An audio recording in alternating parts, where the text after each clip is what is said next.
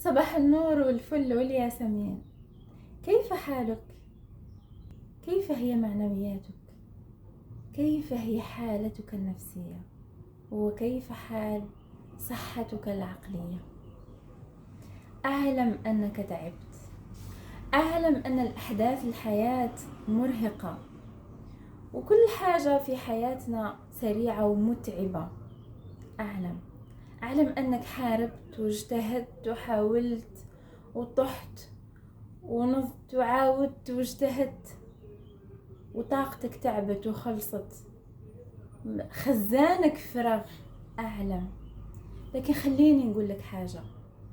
الخزان تاعنا يكون مملوءة بقوة وسلامة صحتنا النفسية والعقلية، هي الوقود ولا هي المنبع تاع القوة والطاقة اللي تخلينا نجتهد ونكملوا نعيشوا سعداء وفرحانين في هذه الحياة باش نوصلوا لأهدافنا ونعيشوا سعداء. الصحة النفسية ولا الصحة العقلية هي أولوية من أولويات حياتنا، هي اللي تبنى عليها باقي نواحي حياتنا: صحة جسدية، دراسة، عمل، أسرة، علاقات دائمة إلى غير ذلك. فلازم تهتم بصحتك العقلية باستمرار كما نهتم بصحتنا الجسدية، لأنه هي اللي تخليك تكمل تكون باطي في هذه الحياة. كيفاش نهتم بصحتي العقلية؟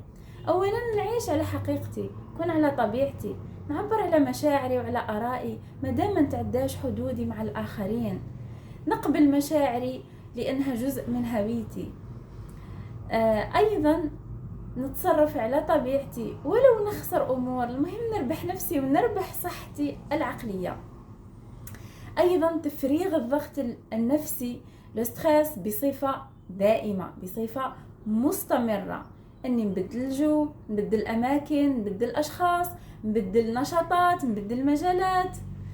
أيضا نستثمر في العلاقات الداعمة اللي تساندني واللي نلقاها في وقت الشدة واللي تدفعني إلى الأمام، ونتخلص من العلاقات السامة اللي تردني للور، اللي تستنزفني، اللي تحسسني بتأنيب الضمير وما تنفعنيش إلى غير ذلك.